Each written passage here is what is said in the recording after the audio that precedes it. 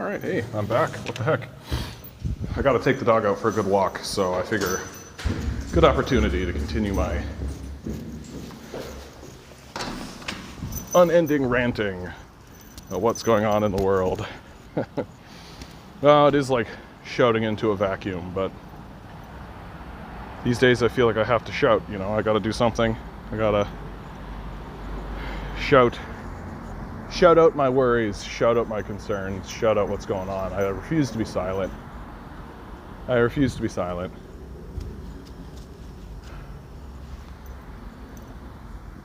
I'm going to just continue with my larger point, which is conservatives and liberals work for the same people.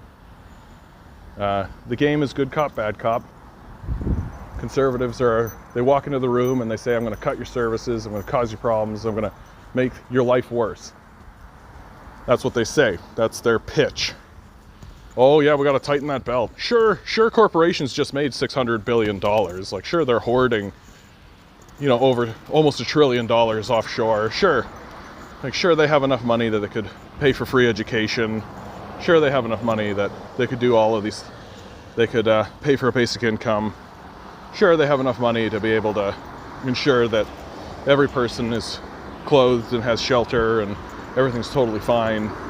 Sure, they have enough money to do that and still be billionaires, by the way. But they're not going to do that. Instead, what they're going to do is they're going to cut funding for healthcare, they're going to cut funding for education, they're going to cut funding for all social services, cut funding for basic things like transit, for God's sakes. Like, if you're cutting funding for transit, you are not interested in rationally governing, period. Like, you're just not. You are actually just a bully who's pillaging the society for their own profit. That's what you're doing. And there's no argument to be made there. If you're assaulting transit, for God's sakes. So that's the conservatives, right? They're just going to come in, destroy the civil society, insert their worthless friends as middlemen, to siphon as much money as they can away from the public service, and nobody needs them there, right? They're just plunderers and pirates. So the liberals, they come along and they say, okay, we're not going to do any of that, but we're not going to do anything else, obviously. We're not going to improve anything, except superficially, right? Like, oh, hey, the liberals say, we raised taxes on the wealthy. Yes, we certainly did. By 1%. We raised taxes on this very specific group of people. We raised taxes by 1%. We did it. Yep. Sure, you go to work for capitalists every single day of your life. Sure, the productivity that you create is taken from you and given to somebody else, who then just shoves it in an offshore account somewhere. Sure, all of that happens. But you know what? As long as you keep working for capitalists, we'll ensure that the conservatives never get in. And you know what happens when the conservatives get in? And this is the game. The conservatives terrify, and if they get in, it's a win for the corporate state. And the liberals ameliorate. They say, oh, well, they placate. They say, okay, we're not scary, we're nice. We're not going to do any of these mean things that the conservatives are going to do. But then you just spend your days working for capitalists, which is the goal. The goal is, so you get to pick how you're going to work for capitalists. Are you going to work for capitalists under, you know, a handsome smiling face? Or are you going to work for capitalists under a ruthless bigot who's going to pillage your society? And that's the choice if you're going conservative or liberal. The NDP, I'm extremely disappointed with the NDP right now. The NDP are just like this massless amelioration of sort of vague thoughts and concepts. They want to be more left. Not too much left. No, not too much left. They want you to keep working for capitalists too, even though they say they're socialists. Yeah, they're like, oh yeah, we're the socialist party. Yeah, we have socialism in our thing, right? We care about socialism. Absolutely we do. Yeah, for sure we do. Just keep working for capitalists, though. Yeah, absolutely we're socialists. Take us seriously. Anybody who's interested in socialism should be able to see through the NDP pretty clearly. And I feel like their recent support just comes out of disgust more than anything. They're not actually voting for anything that the NDP stand for. They're just voting against, the blackface prime minister and the bigots and the racists that exist in the Conservative Party. So the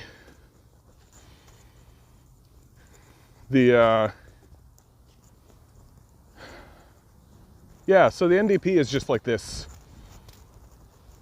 orange liberal party, really.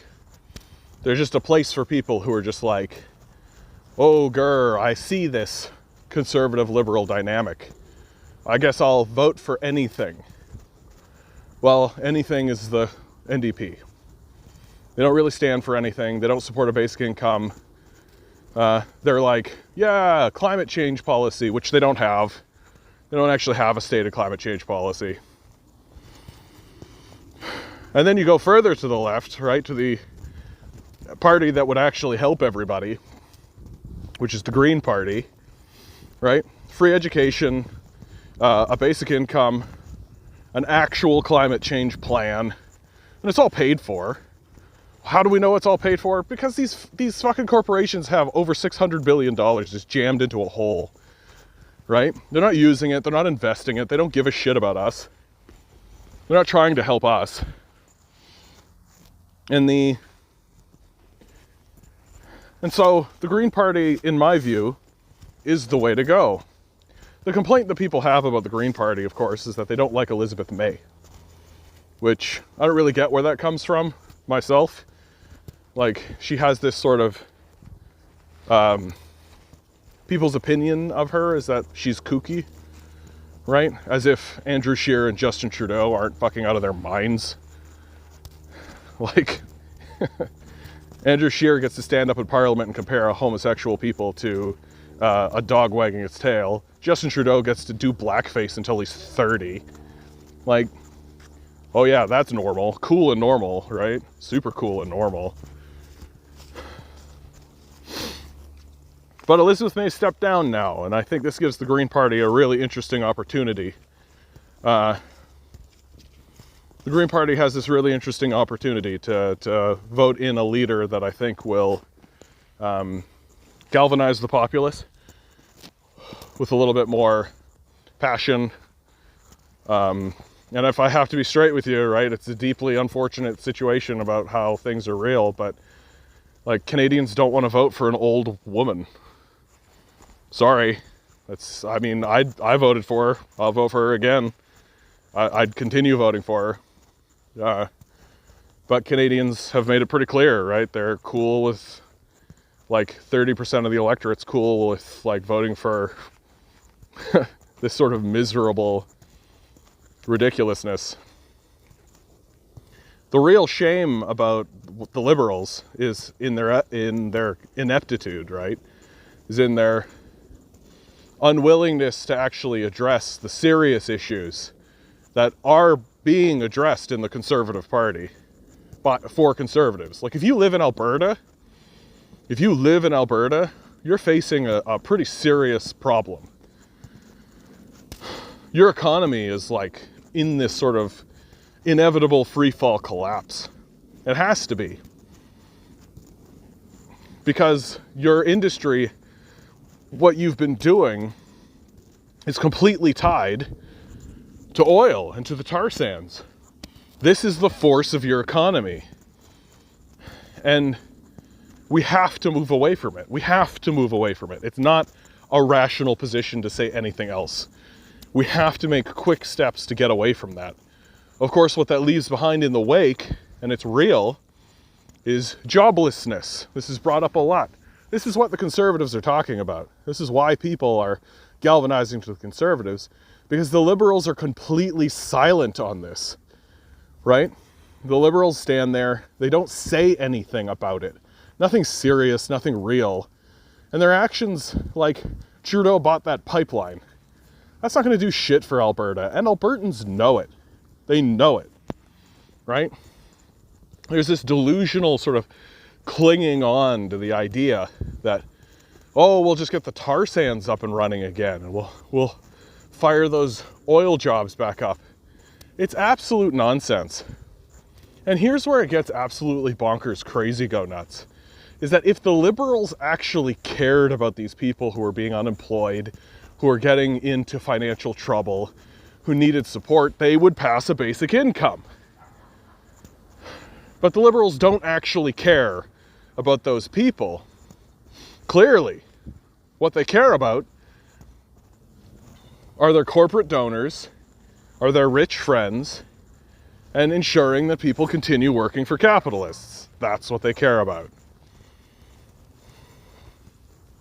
And it's frustrating because here's this party, the Green Party, who I support and I endorse, who is offering a way out, who is offering a tangible, legitimate path for Canadians to actually follow, to actually get onto, to actually support, to actually get something done.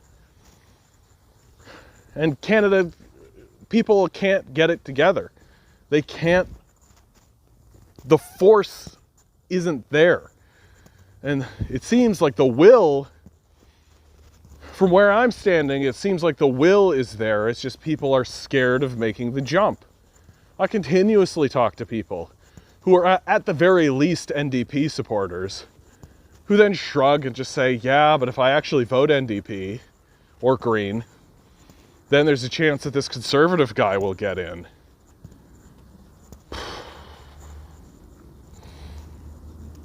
It's a really brutal state of affairs, and it's deeply frustrating. It's deeply frustrating. And it really makes me understand, like I'm as guilty as anybody of using this okay boomer meme that's popped around, which I don't think is nice. Like, it's not a nice thing to say. It's not a nice thing to do, right?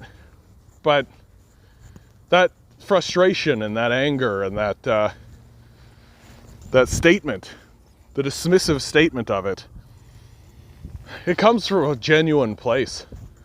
You look at the people who are voting NDP, you look at the people who are voting Green, you look at the people who are actually pushing the crucial and important issues that we have to be pushing forward, and it's young people. It's people who are 40 and under, right? And who's still voting Conservative? Who's still in that camp? It's old people. It's all these old people. It's all these people who are like 60 and over, right? Who are just throwing it in with the Conservatives because they've always thrown it in with the Conservatives and they don't want things to change. They've got their big mansion, right? That they got because they were in an economy that their parents, like, this kills me, man. Like, these guys who worked in an economy where one person could support a family, a house, a car, right? And that's all built because of left-leaning socialist and communist movements. And they turn around and tell me how great capitalism is. Oh yeah, okay, boomer. And it's just this absurd nonsense position that detaches itself from reality. Just go shake his hand. Just go get a job, right? Like, whatever, go get a bank loan, right? Those are falling from the skies. This sort of absurd nonsense positions. Oh yeah, just leverage your property. Oh, you don't have any property? Oh, why not? Oh, you must be a loser. Like, and this is what we have to contend with. And what's terrifying about this is that, like in the past, this kind of ignorant nonsense always just sort of fades away into the dustbin of history, right? That eventually there is some kind of swing to the left, usually after a war, after the capitalists reveal themselves to be inept and incompetent like they are. Corrupt and stupid. I got nothing but... I used to be one of these people who like actually gave credence to capitalists and used to pretend, like, not pretend, but like, you know, be like, oh yeah, capitalism this, capitalism that. The more I learn, the more I know, the clearer it gets that capitalists are inept, incompetent, bullies, braggarts. They're stupid. Their main skill is propaganda. That's really what it is. They're mainly propagandists. If I was making a video game or a game and I had to insert a capitalist model or a capitalist thing, without a doubt, the number one thing that I would give capitalists is their propaganda game is strong. They understand how propaganda works. They use propaganda effectively. But the populace is kind of waking up to this, the whole propaganda model. There are new propaganda, like the newspapers are failing, and the reason why they're failing is because they suck and they're terrible. They're propaganda outlets, first and foremost. They're owned by billionaires. And of course, billionaires are going to tell you that them being a billionaire is a great thing, when there's no reason for them to exist whatsoever. A billionaire is just like a boil on the side of your face, right? The only thing that wants infinite growth is cancerous cells. And the billionaire class, like, they don't, so they own the newspapers, right? Like, the National Post's owned by billionaires. The Globe and Mail's owned by the richest man in Canada, for God's sakes. Like, you think that guy's gonna come out with an op-ed about how maybe we should give our money to the poor? Maybe there shouldn't be any billionaires. Maybe life was better. Things were more cohesive and socially conscious when the tax rate on the rich was at about 70-80%, right?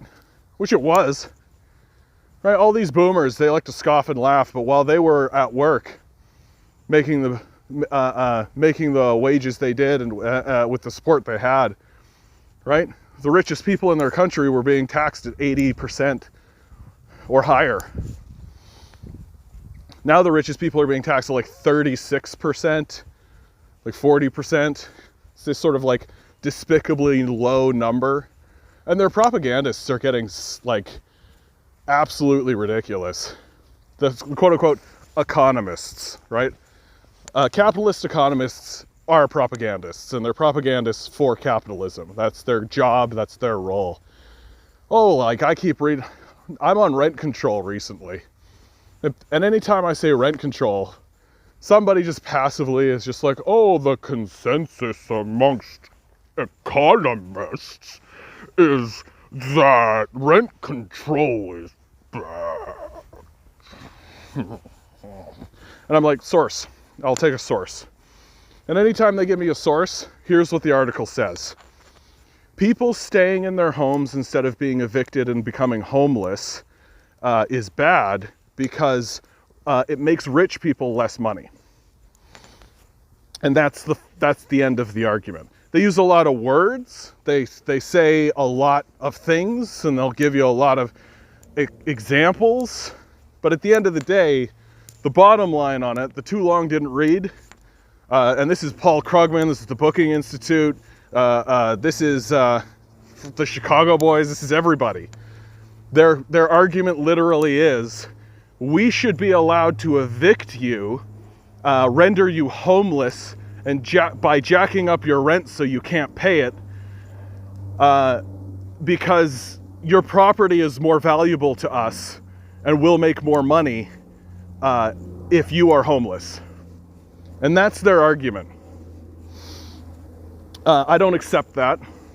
And I don't accept that there is an inevitability to their arguments that says, oh, well, you've got rent control now, but that's going to go away.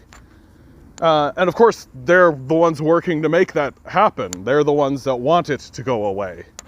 So of course, they're the ones who are going to say that it's bad. Of course, the billionaires are going to say that rent control is bad because they make less money, right? They would say, oh, hey, raising taxes on billionaires is bad, even though the society was the healthiest and the wealthiest and the best it's ever been when the tax rate on the wealthy was the highest. But ignore that. Don't pay attention to that. I mean, we don't pay attention to the genocide of people who we live with.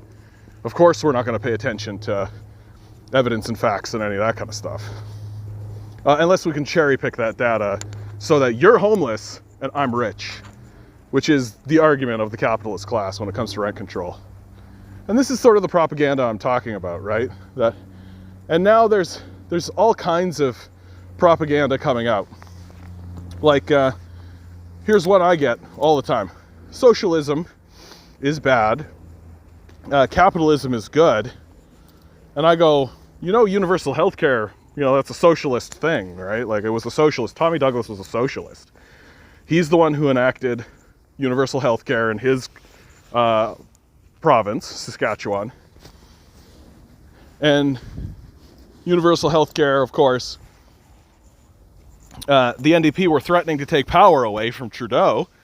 And so he pushed forward universal healthcare as a socialist policy. And it went through. Now what I get is, oh, that's not socialism. That's a social policy. That's different. So if it's a social policy pushed forward by socialists, enacted by socialists, then it's not socialism, it's capitalism. And that's the propaganda piece. This is the rewriting of history that is going through with universal healthcare in our own country. That universal healthcare isn't a socialist policy. No, that's the capitalists wanted that, right? The capitalists certainly didn't fight tooth and nail against universal healthcare. They didn't certainly put forward arguments saying that universal healthcare was bad. They didn't certainly try to say that universal healthcare was going to bankrupt the country and lead us into despair and all this kind of stuff. Certainly the capitalists didn't propagandize us constantly to try and get us convinced that that was actually what was going to happen. Certainly not. Obviously that's not the case, right? Except that's totally exactly what happened. And so the new propaganda is just denying that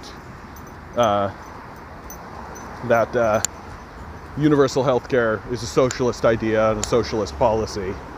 And they call it, oh no, it's not socialism, that's social policy. And that's the kind of propaganda that they're trying to put forward in order to delegitimize socialism and socialist movements. Because they have no conscience, they have no soul, they don't care about anyone but themselves. And they are attempting to destroy the civil society.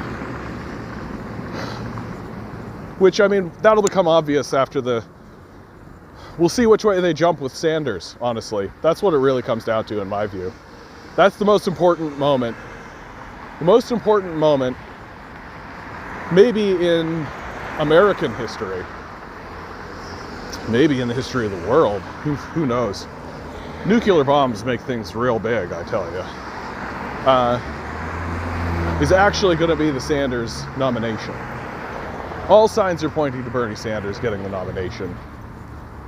But is he gonna do it? Is it gonna happen? Because it could be blocked. The way the system works is that superdelegates can block them. And if the superdelegates block them, then that's the end of any socialist, any socialist endeavor in America. That's the end of it. It's over. The Democrats will then appoint whoever they think is going to do best against Trump, and they'll lose. Because Americans are not going to vote for a Democratic Party that refuses to acknowledge the realities of democracy. If Americans respect anything, it's this idea of democracy. And if you're going to deny the will of the popular people and vote for whoever you want, or appoint whoever you want, Americans aren't going to go for that. And so, to me, that's just the rise of fascism in America. That's just sort of like, there is no democracy in America if this happens. But on the other hand, who knows? maybe they'll look at that and say, like, yeah, we do care about democracy in our own country. We understand that Bernie Sanders sort of stands against what we stand against, stand for rather, but this is the will of the people. Ha ha ha ha. We'll see about that. Anyway, I'm home. I hope things are going well for you. Love y'all. Have a good one.